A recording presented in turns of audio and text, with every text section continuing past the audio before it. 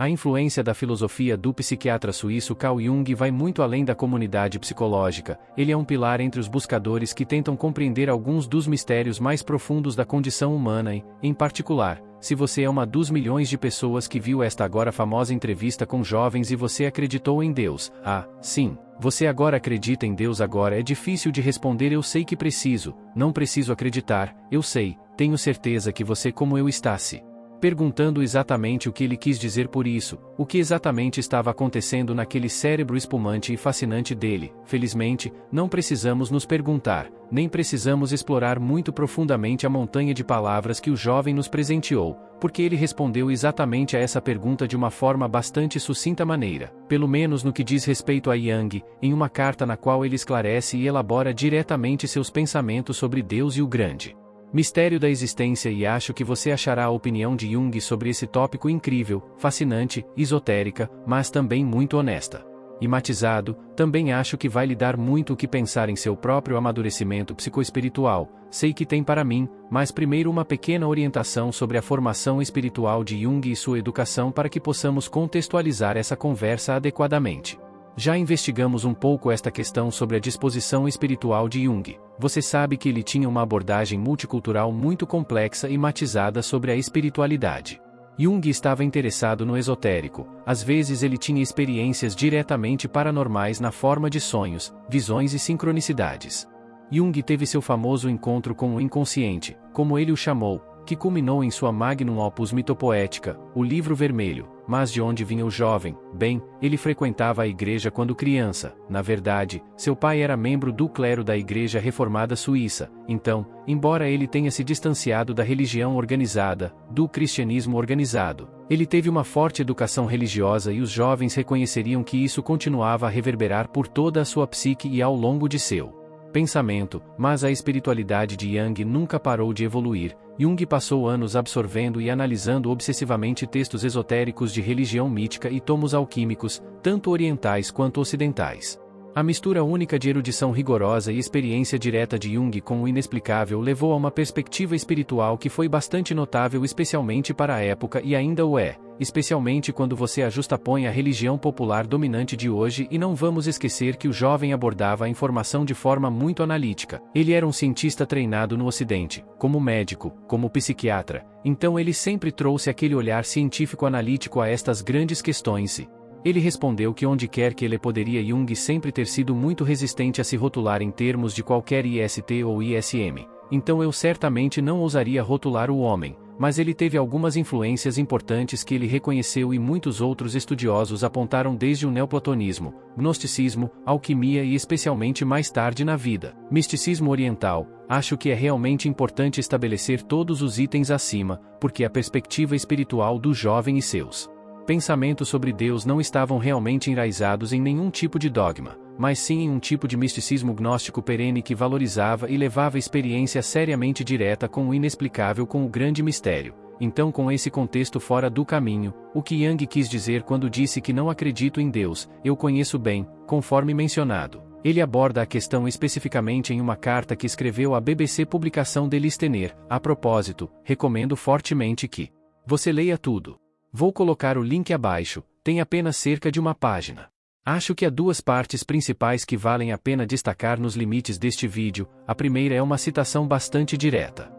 Não disse na transmissão que existe um Deus, eu disse que não preciso acreditar em Deus, eu sei o que não significa que eu sei mostrar um certo Deus, Zeus e Alá, o Deus trinitário, etc. Mas sim, eu sei que estou obviamente confrontado com um fator desconhecido em si mesmo, que chamo de Deus. Então a principal conclusão aqui, é claro, é que Jung não conhece um Deus específico. Ele não está dizendo que um Deus específico existe, mas sim, ele foi confrontado pelo enorme mistério do desconhecido, mistério tão grande e inegável que ele sentiu que não tinha escolha a não ser chamá-lo de Deus porque qualquer outra coisa é muito pequena, mas é o parágrafo final da carta que realmente dá corpo aos seus pensamentos que são ao mesmo tempo esotéricos e bastante humildes e é aqui que você pode querer concentrar-se porque este parágrafo é muito profundo. Eu deveria considerar uma imoralidade intelectual ceder à crença de que minha visão de um Deus é o ser metafísico universal das confissões ou filosofias.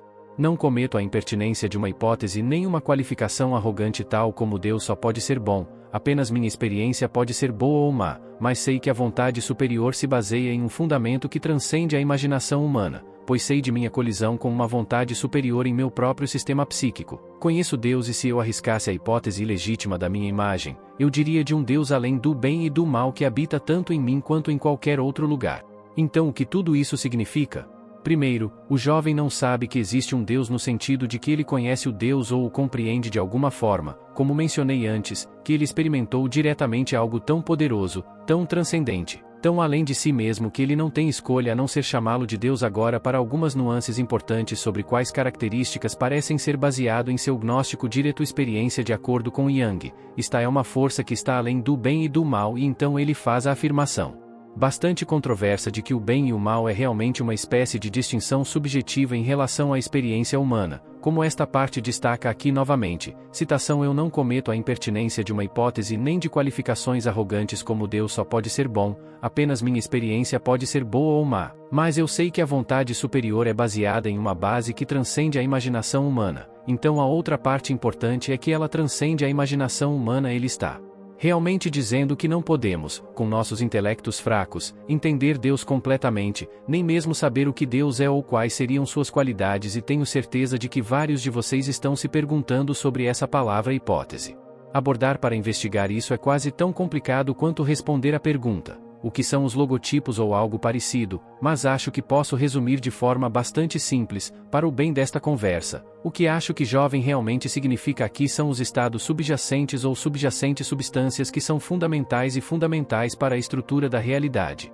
O exemplo mais fácil de alcançar disso é que para os cristãos está a Santíssima Trindade, o Pai, o Filho e o Espírito Santo. Para a Platonia isso era intelecto ou nova psique ou alma e aquele que é o bem transcendente. A propósito, se as hipóteses platônicas e as cristãs são semelhantes, não é uma coincidência que os filósofos cristãos fundamentais foram altamente influenciados por pensadores platônicos como Platina. Então agora que entendemos esse termo pelo menos superficialmente, como isso se aplica ao que Jung estava dizendo bem. Jung estava dizendo que, apesar do fato de ter tido experiências diretas com o grande mistério do ser ou com Deus, ele nunca teria a pretensão de dizer algo final sobre a experiência ou atribuir quaisquer características finais a este ser, a este mistério. Ele está dizendo que não sabe se está certo, que não seria arrogante o suficiente para dizer que entende alguma coisa sobre a natureza desta força ou de Deus porque está muito acima de sua percepção, muito acima do intelecto humano. E então outra importante afirmação que Jung está fazendo aqui novamente, embora ele não saiba, parece-lhe ser fundamental para a estrutura da realidade, está em toda parte,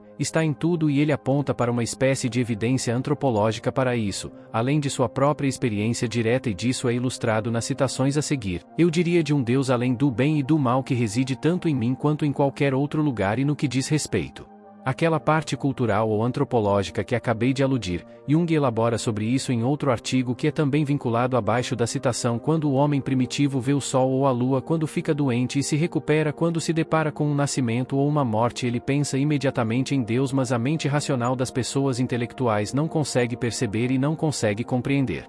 Essas pessoas perderam a sua atitude religiosa perante a vida e procuram explicações como provas matemáticas.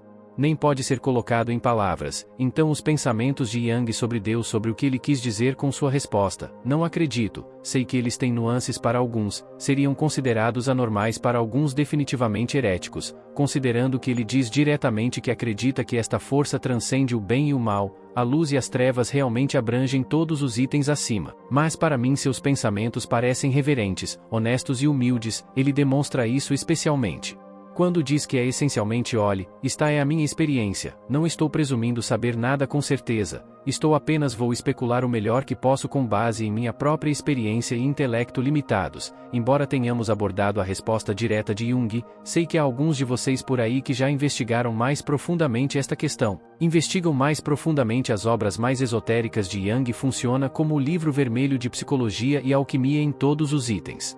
Acima, o jovem faz muitas reflexões filosóficas, esotéricas, ontológicas, ele até mesmo diretamente para mim, as notícias são sobre Deus e o que ele chama de Deus acima de Deus, um ser gnóstico conhecido como Abraxas e para mim isso parece ser o conceito de Deus ao qual Yang estava aludindo nesta carta, esse Deus que transcende o bem e o mal, de acordo com Yang. Esse Abraxas realmente transcende todos os binários, todos os conceitos entre citações como esses Abraxas estão acima de Deus e do diabo. Ele é uma probabilidade improvável daquilo que leva a irreal efeito. Se o pleuroma tivesse uma essência, Abraxas seria sua manifestação. O que Deus fala é vida, o que o diabo fala é morte, mas Abraxas fala que santificado em uma palavra maldita que é ao mesmo tempo vida e morte. Abraxas produz a verdade e a mentira, boa e má, luz e escuridão na mesma palavra, e isso é apenas arranhar a superfície. Você encontrará reflexões enigmáticas adicionais sobre esse Deus além de Deus nos 7 sermões aos mortos de Jung, por exemplo, falando nos 7 sermões dos mortos de Jung, um texto gnóstico que ele publicou inicialmente sob um pseudônimo.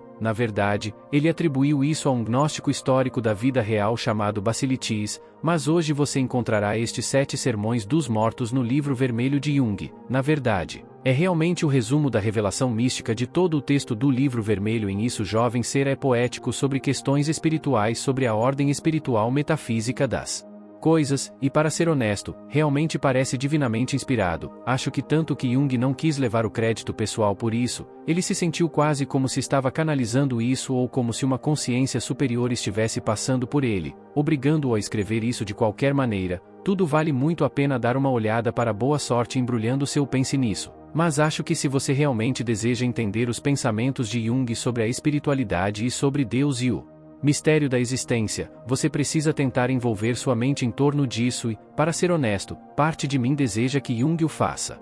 Acabei de sair com armas ocultas em punho quando aquele entrevistador perguntou a ele se você acredita em Deus. Ele teria dito sim, eu acredito em um Deus acima de Deus e o nome dele é Abraxas. Você poderia imaginar se ele simplesmente nos deixasse sentar com que, para refletir sobre isso por toda a eternidade, reflexões e especulações ocultas à parte. Acho que Jung estava sendo honesto com sua resposta a essa pergunta. Talvez ele estivesse simplificando um pouco para um público em geral que não estava pronto para toda essa terminologia gnóstica, mas eu acredito que ele estava fazendo o seu melhor para ser humilde, honesto e sucinto naquela entrevista. E nestas cartas você provavelmente não ficará surpreso ao ouvir que a visão de Jung sobre Deus no mistério da existência realmente ressoa em mim pessoalmente. Não no caminho que meu pensamento reflete totalmente o dele em todos os pontos, mas certamente estou com ele em muitas coisas. Adoro que ele seja reverente e humilde e que se concentre no fato de que vivemos em um mistério irredutivelmente complexo, muito além do nosso frágil intelecto humano, mas mesmo assim parece estar imbuído de vontade, com psique, com propósito, com assuntos inacabados e que às vezes podemos experimentar esse mistério diretamente, mesmo que sempre não consigamos compreender verdadeiramente o que é. E devo dizer que a opinião de Jung realmente soou verdadeira em minha própria vida com minhas próprias experiências diretas com o grande mistério da